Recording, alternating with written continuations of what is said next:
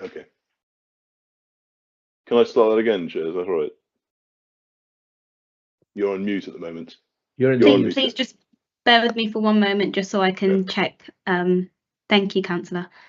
Okay, yeah, thank you very much. Please proceed. Okay. Sorry, I'm going to quickly. Can I start Sorry, that question Mr. again, Chair? Panchout. Mr. Panchout, please. I'm chairing the meeting. Please just wait a minute. Councillor Gallant, if I may, please can you ask your questions again from the beginning, just so we can be sure that this has all been covered. Recorded, yes. Yeah. Thank Thanks, you. Chair. Yes, I'll do that. I'll be briefer than Thank before. So I just saying we're looking at two documents here. We're looking at an agreement for the sale of the lease, which has been signed by Mr. Nirpal Singh and Mr. Harvinder Singh, and by Mr. Sukhpal Singh as the buyer. Yeah. We've found out that that was signed on effective from the 1st of August, although there's no date on that lease. Yeah. And we're looking at another letter today from Nine Group, which is signed by the landlord, which implies that there are still discussions going on between the landlord, Mr. Nirpal Singh, and Mr. Sukhpal Singh about the assignment of the lease. So it would appear that no lease has actually yet been validated. Can I just brief you on this? Sure. While you were on a break, and I managed to get a lot of information from the client.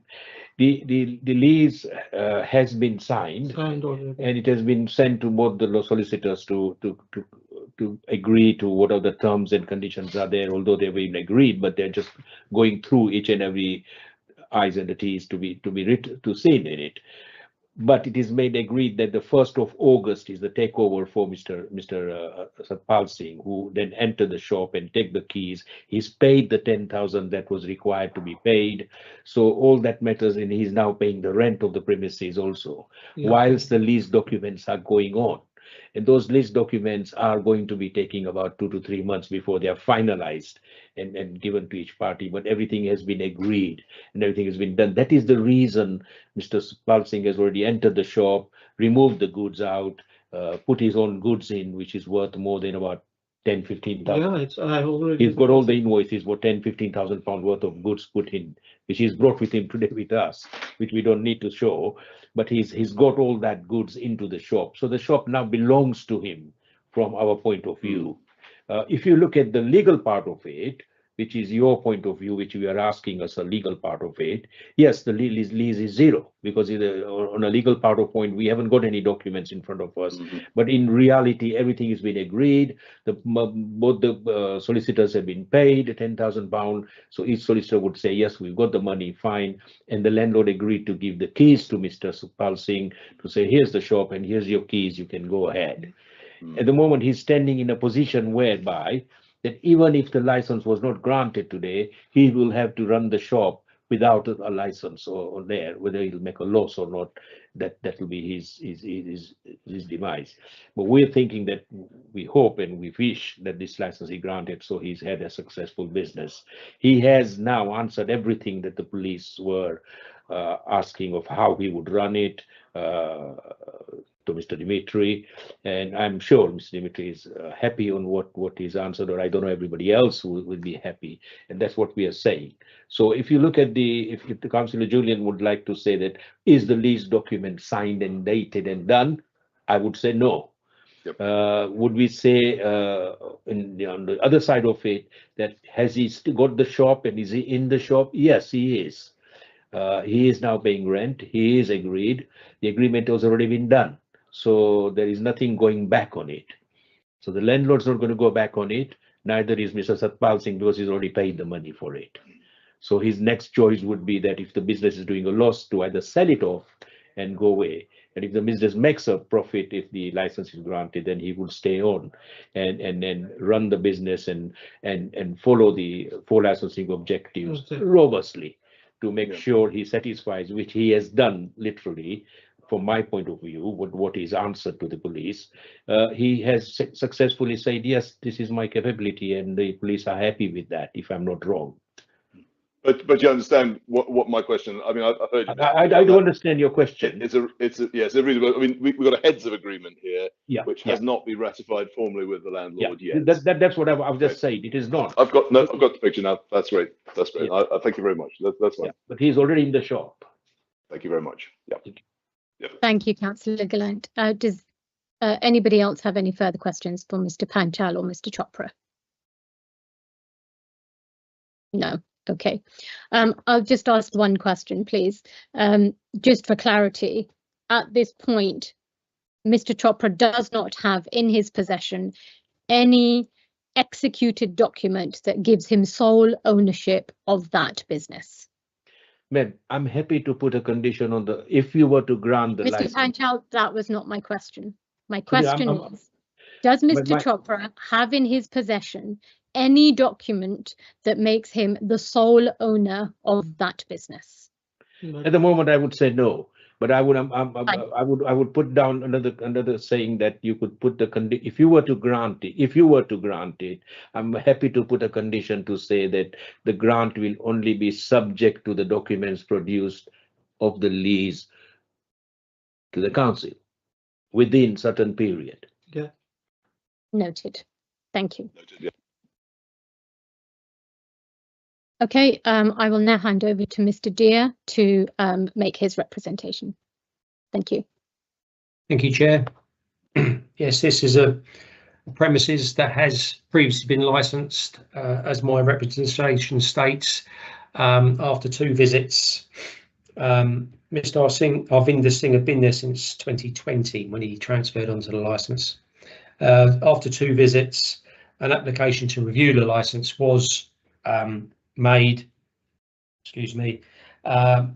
because we found non-duty paid cigarettes, stolen spirits, wine, champagne, and Indian tobacco inside the premises.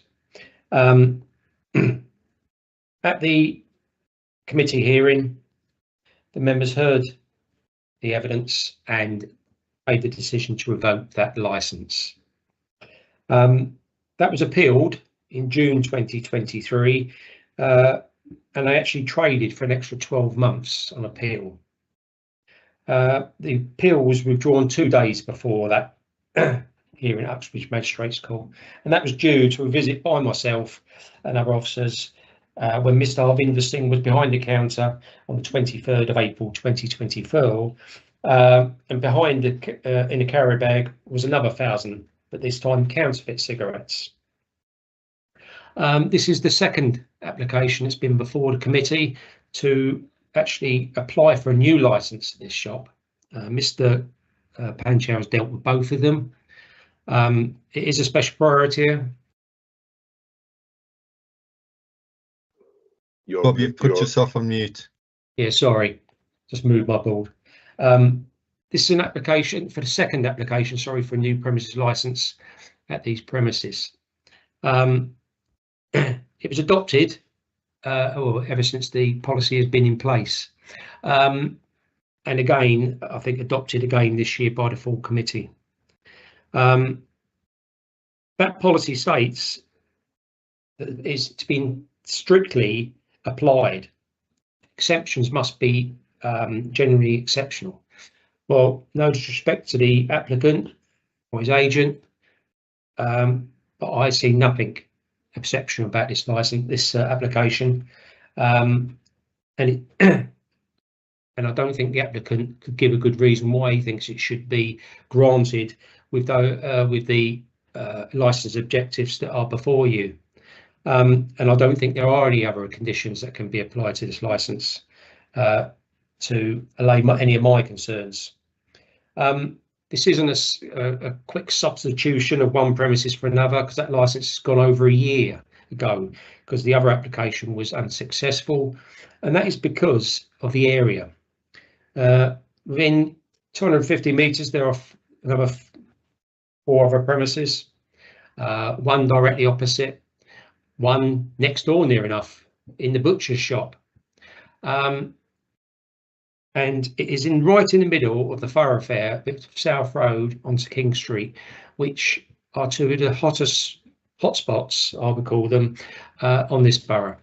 King Street is being ripped apart, and in fact, the applicant even knows where people go and steal from on a daily basis, i.e. he mentioned Tesco's. 133 reports in the last month at that shop alone. 6 persons last night went in there and stole property. It's the area.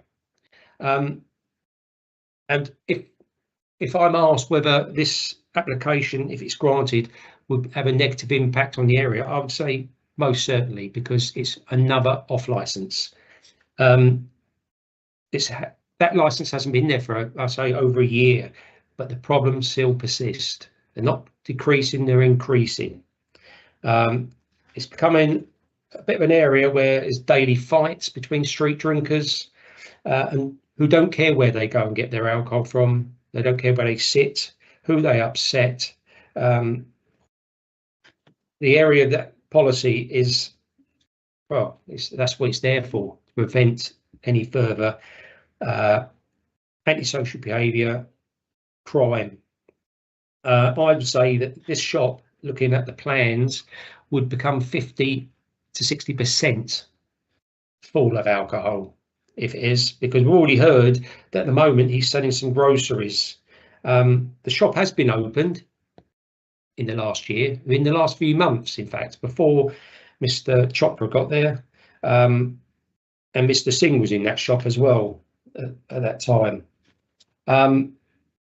So my representation, my recommendation to you is that this should be refused in full, and that is my representation. Thank you, Chair. Thank you, Mr. Dear. Sergeant Casa, would you like to now make your representation? And then we'll go on to questions thereafter, Councillor Gallant. Thank you.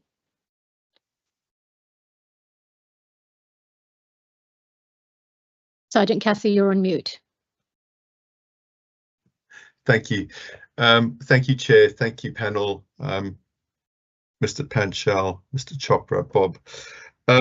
Yeah, with regards to what Mr. Dear has said, I can only echo those exact sentiments. When I look at the location, as Mr. Dear has alluded to, it is in a special policy area. And this has obviously been put down in place due to the high rate of antisocial behaviour, crime on that particular area of the borough.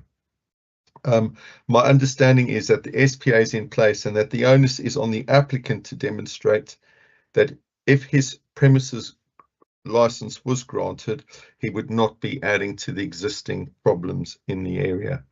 Now, Mr. Chopra has answered all my questions. I do agree with that, but I'm still not totally convinced that he would be able to deal with the ongoing issues on that particular stretch of the road where this particular venue is. And also, I do understand it does have a checkered past, and I don't want to penalise him for the checkered past because my understanding is 2 different operators, but there is that question with the lease as well, as you've alluded to, Chair.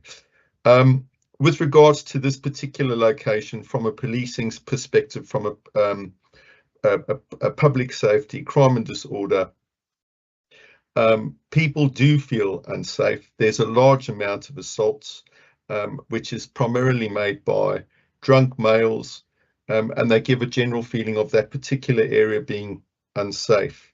I also think that there is a correlation between a high sale of alcohol and the antisocial behaviour.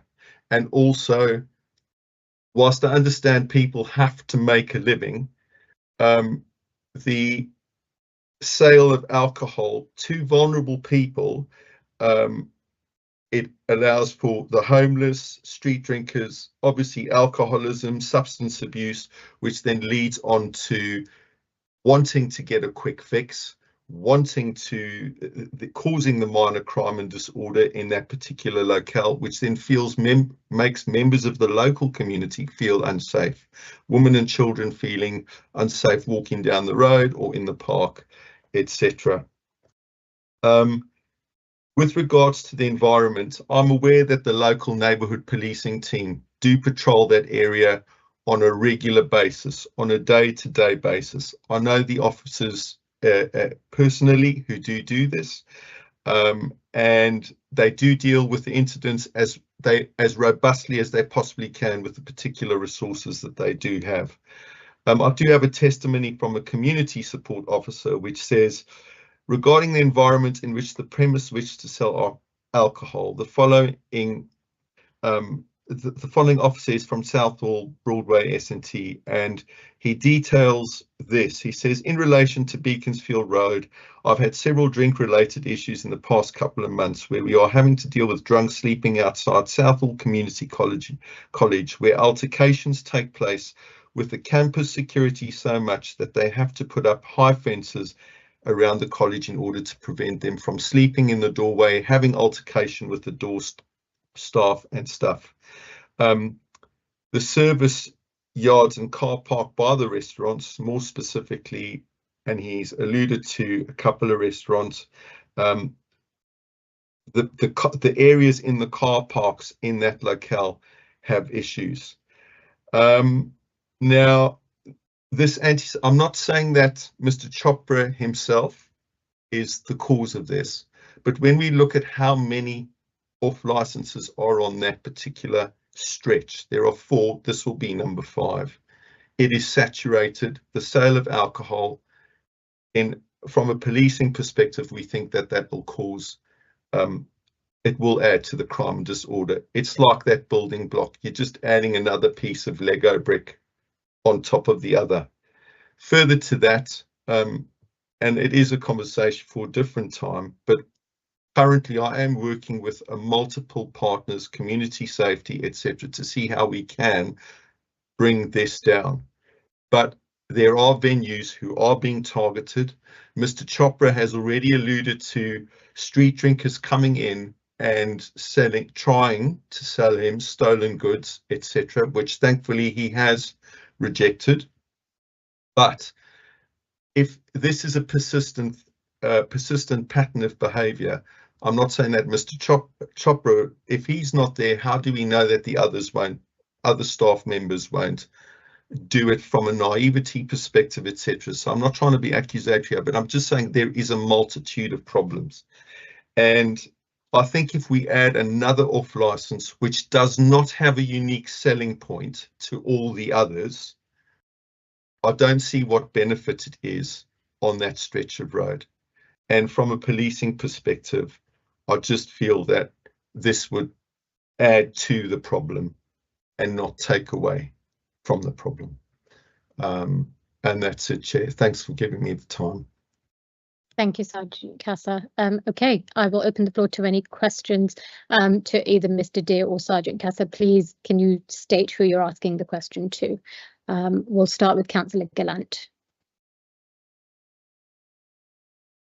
Thank you very much, Chair. I mean, what I'd like to do is ask Mr. Deer and Mr. Kessler, because they've actually responded to Mr. Chopra's answers today.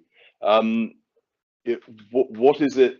He's been asked about his response to the licensing objectives. He's been asked about the area. He's been asked about how he deals with the possible problems in the area. What is it in his answers that don't give you the confidence, just please explain why you don't have the confidence that he can actually run that alcohol retail properly? Could you, Mr. Deer, could you answer that?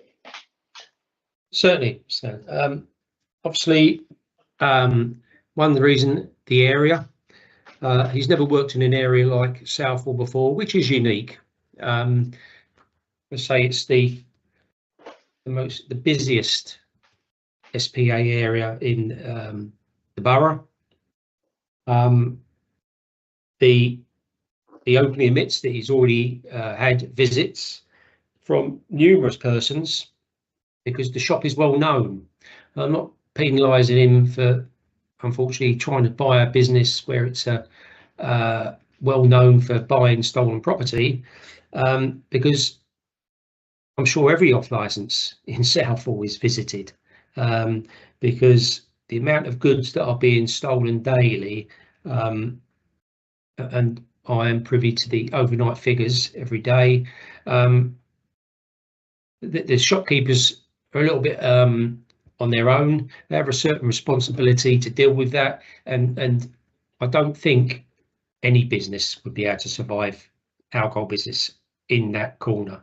There are too many off licenses in that SPA, and as I said, as not been operating for over a year, I can safely say, will one more add to that problem? Yes, it will cause that problem, because it hasn't been there for over a year, and the problems are rising. They're not going down. If it'd gone down, I would have said, yeah, he's probably one of the only applicants that have turned up with actually some previous experience. We see a lot of people in front of these committees that think it's a good idea to get an off license in Southall. So his experience is there, but not in the right areas, I'm afraid. And that's why I don't think this business will succeed there with alcohol. Okay, thank you very much. Thanks, Mr. Kessler. Would you agree that would you echo that? Chair, yes, Councillor. Apologies, Chair. Yes, Councillor. I would agree with Mr. Deer's sentiments. I don't want to penalise this gentleman. Yes, okay.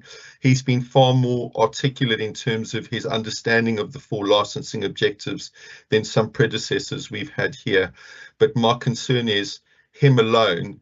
And again, it's quite a unique area, that stretch. There is, and pardon, I know it's not a legitimate phrase, but there is skullduggery going on at some of these off licenses, which we are aware of and working on behind the scenes. And obviously I can't divulge that at this moment in time.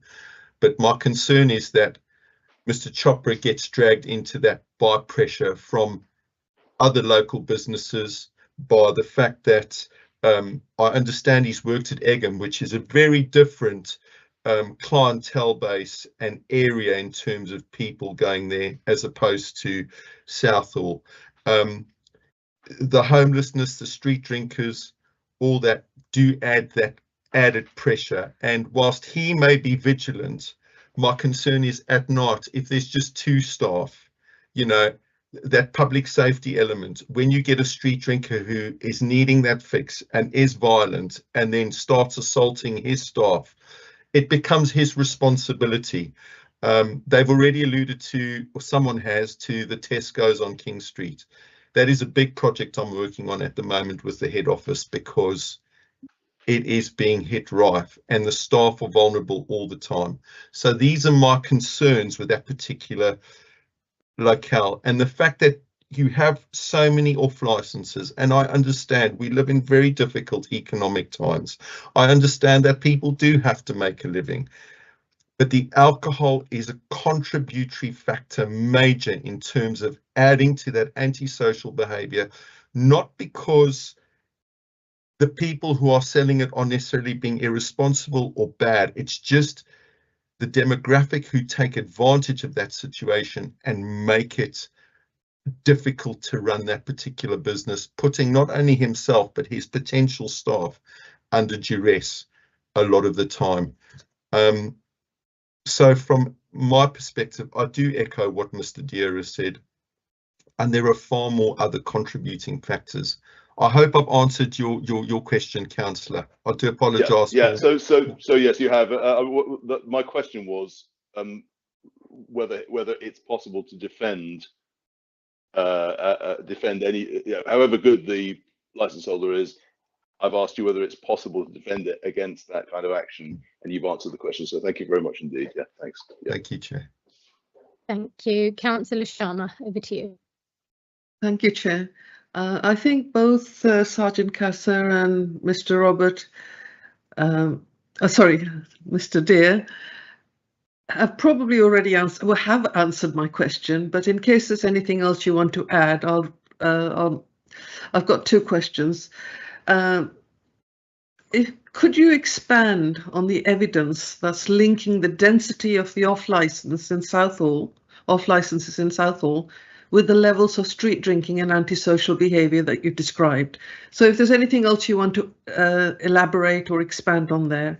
And the other question I had was, Are there any circumstances or additional conditions that could ever make this type of application acceptable in this location? So that's to both of you. In many ways, you've answered my questions, but if there's anything else, thank you.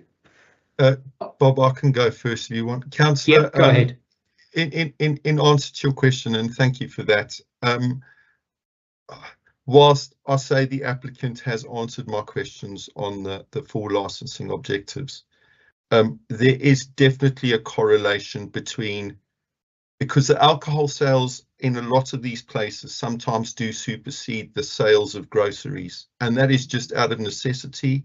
Sometimes it's because the alcohol is sold slightly cheaper, etc., or they do single cans, which in this instance Mr. Chopra is not doing that because he's put his plan in place in terms of that. So I've got to be transparent and objective here, which I hope I am being.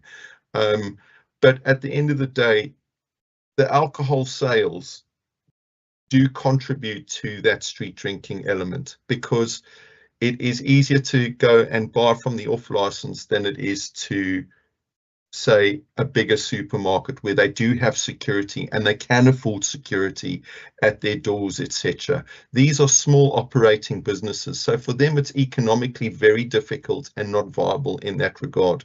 And I know I'm digressing from the criminal aspect, but I'm just trying to give a broader base in terms of that.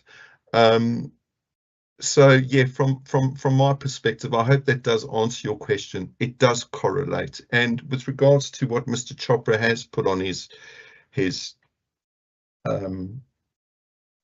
agenda in terms of the CCTV, all that stuff, yes, it does meet a threshold. But again, it's how robust an individual is on that. We can have these blueprints in place, but it's how robust an individual is when utilizing that. So when they do their incident logs, how often do they do them? Do they do them as a matter of course, etc.? And I do understand, even in my background, fallible that we are human beings, there are times when you don't record things because you're caught up in the melee of something, and it does become, you know, again, it's just having that, being able to do those things methodically, robustly, on time, in a timely fashion, just to safeguard oneself. But yeah, I hope that makes sense what I say, and yeah, again, apologies. Just to add, Councillor, sorry, to your question, is that the policy says that one of the exceptions, is unlikely to be made an exemption, is that the premise has been well managed. If I'm not against premises that have had their licence taken away reapplying, but with new applicants, which this one is. However, things have to change, and there has to be a clean sweep, which again there is here, but in certain areas they just won't work. So these conditions, which are, and I've said before in hearings, are standard conditions and really should be the minimum. These are the minimum, but there is nothing exceptional here that's been put forward. So that's why my recommendation would stay the same. Thank you, Mr. Dear, and thank you, Sergeant Casa. Thank you. Mr. Panchal, Mr. Chopra, do you have any questions for Mr. Dear or Sergeant Casa? Yeah, I do, sir. I do, ma'am. Ma'am, I do. Go ahead. Go ahead. My concern here is what Mr. Dear said and what Mr. Dimitri said. I do tend to go to shop in that area on a regular basis. Mr. Panchal, is this I'm asking a question. I'm putting a question, ma'am. So I do go to the question. So are you telling me that I should not go onto that area at all because that is a dangerous area? That is how you pasted it to the committee today. That area has got 5 shops, and the area is so bad that people should not. That is the way you pictured today to the committee, that the area is so dangerous to go in. Am I right in saying that? I don't think I ever mentioned it was too dangerous to walk in or a no-go area, which you're trying to suggest for some reason. But I think there are certain groups of people that do have to take care when they go there, like children, vulnerable people. There is a school down the road. There's a college down the road from this premises. I'm not just talking in general about this area, but as I said, the shoplifters are coming from far and afield. We had the same problem at Morrison's in Acton.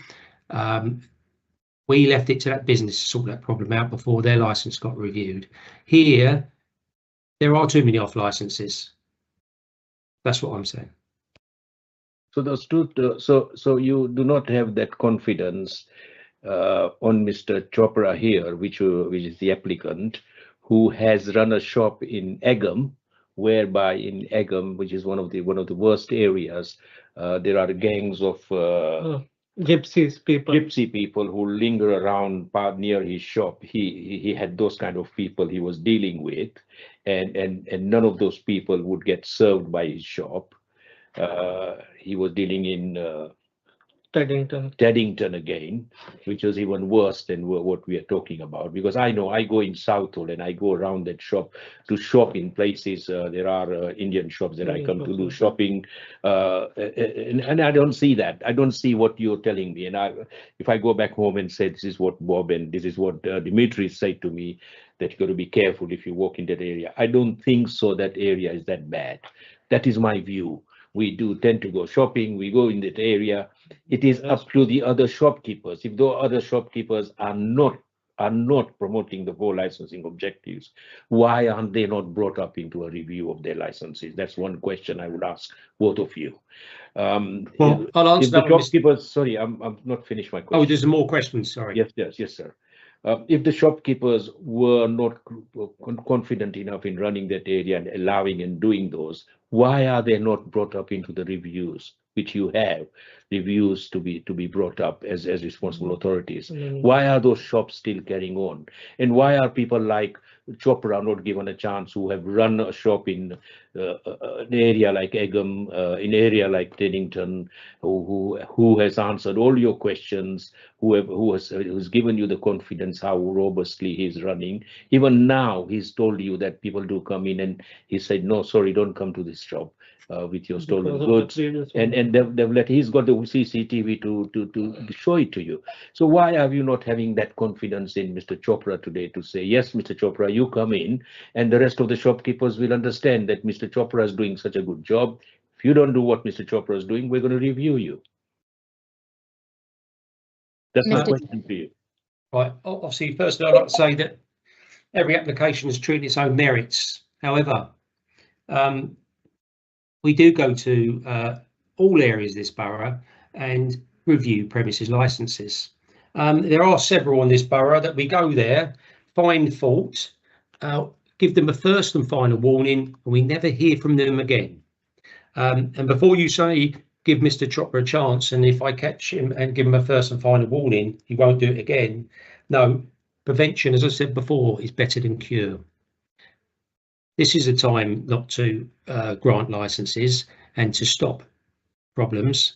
But I think the time, if you and I wouldn't use the word you use, Mr. Panchal, but travellers, I think, are a little bit different area from Egham to Southall. I don't know how often you go to Egham, but I go to Southall at least twice a week. And Southall, I don't know what time you go to Southall, but unfortunately, all the crime and statistics that's put before the committee when they make the decision whether about a special priority have all been checked with the police, the London Ambulance Service, the Community Safety Unit, the licensing unit. All the figures are there. That's why it's a special priority area, and still is. So you're saying that crime happens after 10 o'clock or 11 o'clock? Nice try, Mr. Panchal. No, I did not say about 10 or 11 o'clock, did I? It happens all during the day. Hang on, I haven't finished, Mr. Panchal. Mr. Panchal, if you allow Mr. Day to answer your question. Yeah, but so ma'am, he's been very patient when you ask your question. I'm asking Mr. Panchal, Mr. Panchal, let Mr. Day answer the question. If you have a follow-on question, you are welcome to ask it, but please allow him to answer. Okay, thank you, sir. Thank you, ma'am. But unfortunately, Mr. Panchal, I probably might not give the answer you want me to give to the committee. So please be prepared for that. However, 2:15 yesterday, King Street, 6 persons going to Tesco's and steal. That's not after 10 or 11 o'clock at night, is it? Mr. Ma'am. Panchal, do you have a follow-up question? Yeah, I have a follow-up question. I'm stealing at Tesco's. My client has answered that by saying that he's refused those people who steal to come down to his shop. He's refused. So that stealing is at Tesco's. That's happening. That is. I'm asking that the criminal records, which are happening for drunk people and that, do that happen in the evening after 10, 11 o'clock, or do they happen early? That's my question. I'm not asking on any of those. We have street drinkers, Mr. Panchal, that operate at 7 o'clock in the morning. Hamwell, Oldfield Circus. We have street drinkers drink all day, all over the borough. They don't. It's not a time thing for 10 o'clock. Let's go street drinking. Thank you, ma'am. I don't have any more questions to. Thank you, Mr. Panchal.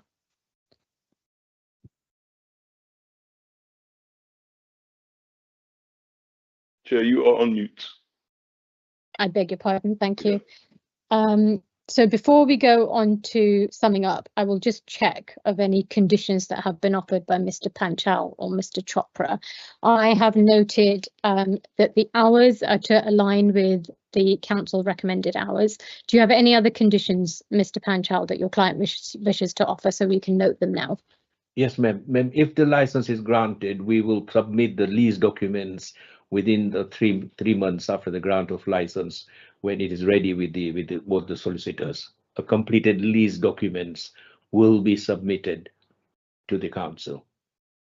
Thank you. That's been noted. Okay. Councillor Gallant, you have a question? Chair, so I do. That wasn't that condition wasn't quite what Mr. Panchal offered earlier, which was that he'd accept that the issue of a license was dependent on the full and final signing of the lease transfer. Would you agree to that? I would agree to that. Not 3 months, but I mean, there would be the license, you agree that the license, if it was issued, would be dependent on that being signed?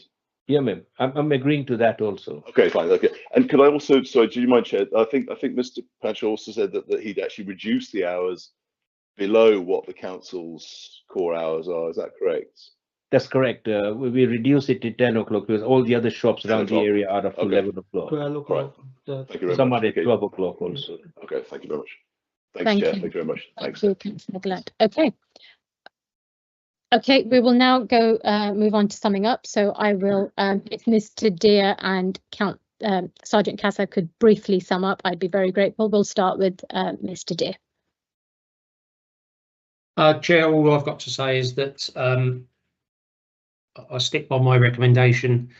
I've heard nothing exceptional today, circumstances that would say that this application should be granted. And that's it. Thank you. Thank you, Sergeant Casa. Chair, councillors, everyone, whilst we welcome the conditions in the application, there is nothing exceptional in the conditions set out by the applicant. So we will be objecting to this application due to what we've highlighted in terms of the locale. We understand that Mr. Chopra has stated he understands, but what we're just concerned is how robustly those will be adhered to. So from that perspective, we will be objecting to this application. Thank you. Thank you, Sergeant Casa. Mr. Panchal, if you would also now like to briefly sum up. Thank you. Thank you very much, ma'am. Ma'am, I'll briefly say that I'm glad to hear that my applicant has understood the 4 licensing objectives. And I'm happy to tell you that he has the concerns that about the area has been answered, and the police during his presentation did not penalize my client by saying he doesn't understand the 4 licensing objectives. And that is a major part of the section guidance 182, where a person must know and must understand the full licensing objectives.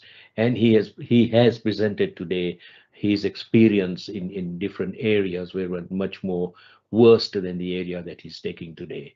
He does understand being part of the community. He is a Sikh and he's part of the community. He understands the people around the area very, very well. So ma'am, we feel with the conditions we mentioned that the license be granted for the success of my client in the business. Ma'am, that's what we are saying. Thank you, Mr. Panchal.